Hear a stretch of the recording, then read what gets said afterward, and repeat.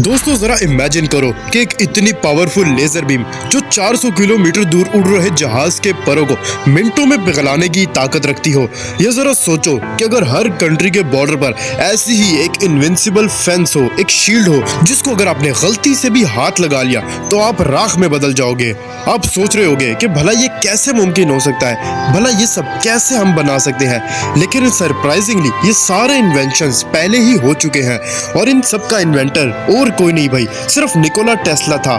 जी हाँ, Nikola Tesla ने एक ऐसा डिवाइस इन्वेंट किया था जिसमें ये दोनों खासियत थी और उस डिवाइस का नाम था द डेथ रे। यहाँ तक कि उन्होंने एक ऐसी डिवाइस तक बना लिया था जो मैन मेड अर्थक्वेक्स तक लाने की ताकत रखता था। और वो डिवाइस कोई बिल्डिंग या इलेक्ट्रिक पोल जितना बड़ा नहीं, बल्कि सिर्फ इतना जिसे आप अपनी पॉकेट में आराम से कैरी कर लो। इनफैक्ट इस डिवाइस के बारे में एक बहुत ही शॉकिंग और इंटरेस्टिंग कहानी भी है, जिसमें एक दिन जब टेस्ला न्यूयॉर्क के सबसे फेमस ब्रुकलिन ब्रिज पर टहलने गए थे, तब उनके इस पॉकेट डिवाइस से पैदा हुए अर्थक्वेक ने उस ब्रिज तक को हिला दिया था। इस हादसे से आप उस डिवाइस की पावर का अंदाजा लगा सकते हो। अब सवाल ये आता है कि ये डिवाइसेस उन्होंने क्यों बनाए और कैसे बनाए, तो यही सब जानेंगे आज की इस वीडियो में। बचपन से ही निकोला टेस्ला एक अलग किस्म के इंसान थे।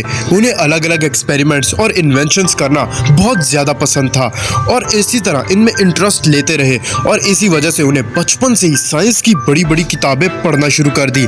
जहां दूसरी तरफ इनकी उम्र के बच्चे खेलकूद में मसरूफ़ रहते थे, वही इनका पढ़ाई को लेकर बढ़ता प्यार इनके माँ बाप को मंजूर नहीं था। वो टेस्ला को अपनी तरह एक प्रीस्ट बनाना चाहते थे।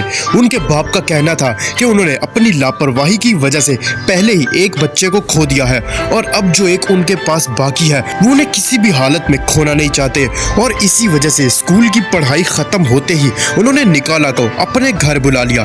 घर आते ही उन्हें कॉलेरा की बीमारी हो जाती है और वो बीमारी उन्हें इस तरह जकड़ लेती है कि उनके सर पर मौत मंडलाने लगती है। पर मौत को सामने देखने के बाद भी उनकी बस एक ही जिद थी कि उन्हें किसी भी हालत में इंजीनियरिंग करनी थी। और ऐसे में निकोला के फादर के पास दो ही रास्ते थे, एक अपने बेटे को मौत के मुंह में जाने देना और दूसरा उसे इंजीनियरिंग करने की इजाजत दे देना। टेस्ला की बिगड़ती हालत को देखकर उनके फादर ने दूसरा ऑप्शन सेलेक्ट किया और इजाजत देने के बस कुछ ही दिनों बाद टेस्ला पूरी तरह से ठीक हो गए और उन्होंने इलेक्ट्रिकल इंजीनियरिंग के लिए अपना एडमिशन ऑस्ट्रिया की पॉलिटेक्निक इंस्टीट्यूट में ले लिया। जो खत्म होते ही वो अपने एसी करंट के इन्वेंशन को लेकर सीधा जा पहुंचे थॉमस एडिसन के पास। पर एडिसन ने अनफॉर्चुनेटली उनके एसी करंट के कॉन्सेप्ट को पूरी तरह से खारिज कर दिया और अपने डीसी करंट पर काम करने के लिए कहा। उनका कहना था कि ये कॉन्सेप्ट आगे चलेगा मार्केट में, पर टेस्ला इससे बिल्कुल भी कन्विंस नहीं थे। उन्हें डीसी करंट में काफ़ी ज़्यादा फ्लॉज और कमियां नज़र आने लगी थी और इसी वजह से वो इस पर काम नहीं करना चाहते थे। और फिर उन्होंने एडिसन की कंपनी छोड़कर खुद की कंपनी शुरू कर दी, टेस्ला इलेक्ट्रिक कंपनी।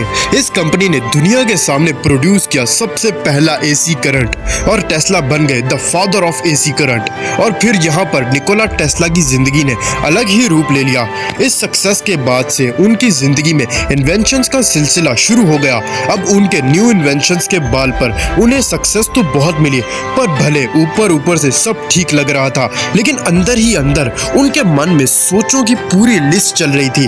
वो अपने इकलौते भाई से काफी ज्यादा अटैच रहते थे और काफी टाइम से उनके भाई की यादें उन्हें सता रही थी, जिसका डायरेक्ट असर उनके बिहेवियर में पड़ता रहा। उन्होंने लोगों से बात करना कम कर दिया था, जो कि कुछ हद तक जायज भी है, क्योंकि बैनियन ट्रीटमेंट रिसर्च सेंटर की एक स्टडी के अकॉर्डिंग 40% लोग जो ऐसी ट्रेजेडी से गुजरते हैं वो एक ग्रीफ कोस्टर से गुजरते हैं, जो वक्त के साथ साथ कम होता जाता है। और ऐसे ही कुछ हुआ निकोला टेस्ला के साथ। ग्रीफ से निकलने के बाद मानो जैसे उनकी जिंदगी में एक नया मोड़ आ गया हो।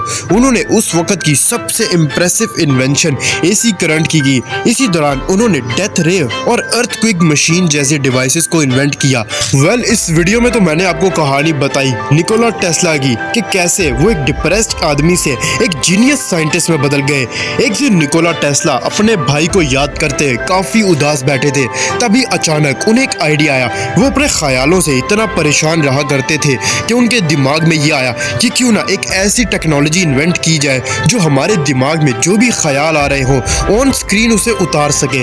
इनफैक्ट टेस्ला फोटोग्राफिक मेमोरी के लिए काफ़ी ज़्यादा फेमस थे और साथ ही उनकी इमेजिनेशन स्किल्स इतनी पावरफुल थी कि वो अपने किसी भी इन्वेंशन का सबसे पहला 3D डायग्राम अपने दिमाग में ही बना लेते थे और बाद में उसे पेपर पर उतारा करते थे। और किसी भी इन्वेंशन को विजुलाइज करने के लिए अपना पहला थॉट कैमरा का आइडिया दुनिया के सामने पेश किया।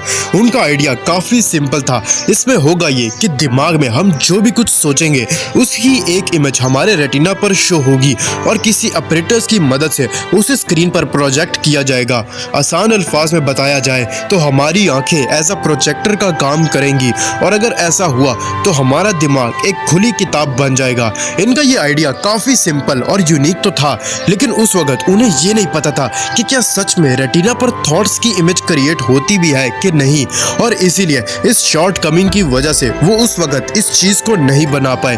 वो अपनी ज़िंदगी में कहा करते थे कि अगर आपको यूनिवर्स के सीक्रेट्स का पता लगाना है तो इसको एनर्जी, फ्रीक्वेंसी और वाइब्रेशंस के अंदाज से देखना शुरू कर दे। दोस्तों, निकोला टेस्ला एक ऐसे साइंटिस्ट और इंजीनियर थे जिन्होंने कभी भी पैसे के लिए काम नहीं किया। वो चाहते तो अपने प्रोजेक्ट्स और इन्वेंशंस को बेचकर कई लाखों डॉलर्स कमा सकते थे, लेकिन उन्होंने ये सब ह्यूमैनिटी की मदद और आसानी के लिए किया। लेकिन जब उनकी मौत हुई तो उनके पास इतने पैसे भी नहीं थे जिससे कि वो अपने होटल बिल्स को क्लियर करवा सके। उनकी मौत आज भी मिस्ट्री बनी हुई है। 7 जनवरी 1943 को टेस्ला के होटल रूम से उनकी डेड बॉडी मिली। ऑफिशियल्स का कहना है कि ये एक नेचुरल मौत थी, लेकिन बहुत से लोग आज भी ये समझते हैं कि उन्हें असल में मारा गया था।